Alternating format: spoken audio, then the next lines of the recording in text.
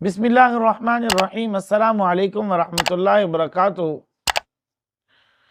Listener, جیسا کہ آپ جانتے ہیں کہ شعبان کا مہینہ چل رہا ہے اور اس میں ایک رات شب برات کے نام سے یاد کیا جاتا ہے، جس رات کو شب بارات بھی کہا جاتا ہے، اور یہ 15 شعبان کی نصف رات ہے، 15 شعبان کی رات ہے۔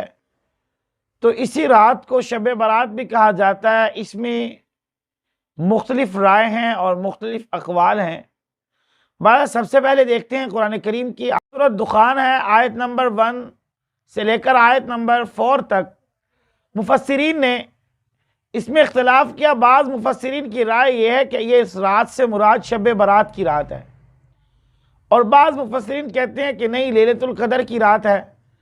بہرحال مفسرین کی مختلف آراء ہے۔ پھر اس سے علماء میں بھی ایک اختلاف یہ ہوا کہ بعض لوگوں نے تو اس رات کا بالکل سرے سے انکار کر دیا کہ اس میں کسی قسم کی عبادت نہیں ہے، کیونکہ اس رات کا کوئی تصور نہیں ہے، اور بعض لوگوں نے اتنا غلو کیا کہ مختلف بدعات اور رسومات میں پڑ گئے۔ تو آئیے اصل رات کی حقیقت کیا ہے، اس پر تھوڑی سی لسنر بات کر لیتے ہیں۔ پہلی بات یہ ہے کہ اس رات میں عبادت تو کرنی چاہیے، مگر اتنی بدعات بھی نہیں کرنی چاہیے کہ دین کی حد کراس ہو جائے۔ جیسے کہ قرآن کریم میں سورۃ بقرہ میں اللہ نے خود ارشاد فرمایا وَكَذَلِكَ جَعَلْنَاكُمْ أُمَّةً وَسَطًا، ہم نے تمہیں درمیانی امت بنایا۔ اور اتنا بھی نہیں کرنا چاہیے کہ اس رات کا سرے سے انکار کر دیں۔ جیسے کہ ایک لانتی اسکالر جس کو اپنا پتہ نہیں، اپنے دین اور ایمان کا پتہ نہیں، بات کرتا ہے شب برات میں۔ ذرا اس کا یہ کلپ سن لیتے ہیں، اس کے بعد اس پر بات کرتے ہیں۔ باقی جو شب برات کے حوالے سے ایک مشہور ترین حدیث پیش کی جاتی ہے، وہ بھی میں ڈسکس کر لیتا ہوں۔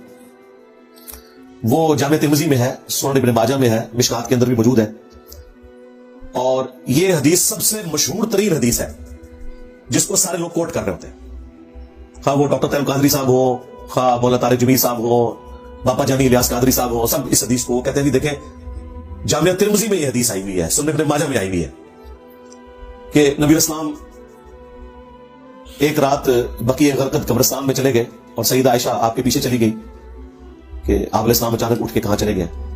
تو نبی علیہ السلام نے فرمایا کہ عائشہ، تم نے گمان کیا کہ اللہ کے رسول تمہارے ساتھ کوئی خیانت کریں گے؟ یعنی میں کسی اور بیوی کے پاس نہیں گیا، میں تو اس رات بقیع غرقد قبرستان آیا ہوں، اور یہ آج 14 اور 15 کی جو درمیانی رات ہے شعبان معظم کی، یہ ایسی رات ہے جس میں اللہ تعالیٰ بنی کلب جو ایک قبیلہ تھا عرب کا بہت بڑا، اس کی بکریوں کے بالوں سے بھی زیادہ لوگوں کی مغفرت کرتا ہے۔ تو میں اہل بقی کے لیے دعا کرنا ہے۔ اچھا، یہ حدیث وہ بیان کر کے کہتے ہیں جی مغفرت کی رات ہے۔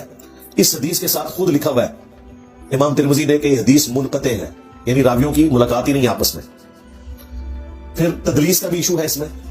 اس سے بڑھ کر امام ترمذی نے لکھا کہ میں نے اپنے استاد امام محمد بن اسماعیل بخاری، یعنی صحیح بخاری کے جو آتھر ہیں، ان سے جب میں نے شب برات کی اس حدیث کے بارے میں پوچھا، شب برات تو ہم کہہ رہے ہیں وہ تو 15ویں رات شعبان کی، تو انہوں نے بھی فرمایا کہ میرے نزدیک بھی حدیث ضعیف ہے۔ لسنر، اس کا کلپ تو آپ نے سنا۔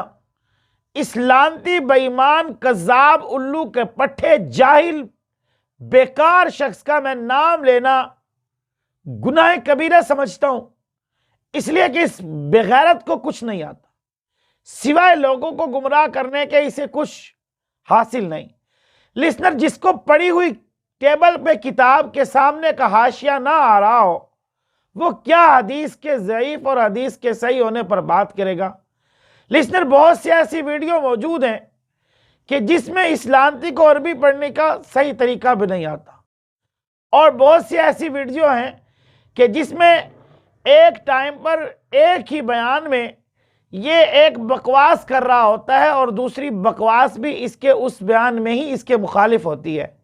تو اس سے کوئی پوچھنے والا ہے نہیں، تو اس کو بس سوائے بکواس کے اور کچھ نہیں آتا، امت کو گمراہ کرنے کے لیے جی وہ شب برات کے حوالہ سے یوں ہیں اور فلاں ہیں۔ کلپ آپ نے ملاحظہ کیا، اس کے ہاں بالکل اس رات کی حقیقت نہیں ہے۔ اب میرا سوال یہ ہے کہ نبی کریم صلی اللہ علیہ وسلم جو شعبان کے مہینے میں رمضان کے لیے تیاری کرتے تھے، روزے رکھتے تھے، جس طرح فرمایا شعبان شہری، شعبان میرا مہینہ ہے، پھر نبی کریم صلی اللہ علیہ وسلم شعبان کے، یہ ایک صحیح حدیث ہے، فرمایا کہ شعبان، ڈسکرپشن میں لگا رہا ہوں آپ دیکھ سکتے ہیں، فرمایا کہ شعبان کے اندر نبی کریم صلی اللہ علیہ وسلم روزے رکھتے تھے، اور یہ خود فرماتے تھے کہ اللہ رب العزت کے ہاں انسان کے اعمال پیش کیے جاتے ہیں، اور جب میرا اعمال پیش ہوں تو اس حال میں کہ میں روزے دار ہوں۔ یہ صحیح حدیث ہے، محدثین نے اس پر کلام نہیں کیا، اور اس میں کوئی بھی ایسا راوی نہیں ہے جو مدلس ہو، کوئی بھی ایسا راوی نہیں ہے جو کذاب ہو، کوئی بھی ایسا راوی نہیں ہے جس پر جرح اور تعدیل کی گئی ہو۔ اب یہ حدیث اس کو سمجھ میں نہیں آتی، میں نے پہلے بھی کہا ہے کہ اس لانتی کو ٹیبل پر پڑھی ہوئی کتاب مشکات، بخاری، ترمذی کا حاشیہ نظر تو آتا نہیں، بات کرتا یہ راویوں کے بارے میں۔ خیر اتنا بھی نہیں، غلوب سے کام بھی نہیں لینا چاہیے لسنر ہمیں کہ اس رات کو اتنا بڑھا چڑھا دیں، اور اتنا بھی نہیں کرنا چاہیے کہ اس رات کو کچھ نہیں ہوا، کوئی عبادت نہیں کرنی چاہیے۔ بہرحال اس نے جو حدیث پیش کی حضرت عائشہ رضی اللہ تعالیٰ عنہ کے حوالہ سے، ترمذی کے اندر موجود ہے، اس نے اس میں بھی ڈنڈی ماری ہے۔ آپ کہیں گے کیسے؟ حضرت عائشہ خود نہیں گئی تھی، بلکہ حضرت عائشہ باہر آئی، اور آپ نبی کریم صلی اللہ علیہ وسلم باہر سے آ رہے تھے۔ حضرت عائشہ قبرستان نہیں گئی تھی، بلکہ پوری حدیث اگر آپ ترمذی کی دیکھیں آپ کو سمجھ میں آئے گا کہ حضرت عائشہ قبرستان نہیں گئی، بلکہ حضرت عائشہ پر اس نے الزام لگایا ہے یہ قبرستان جانے کا۔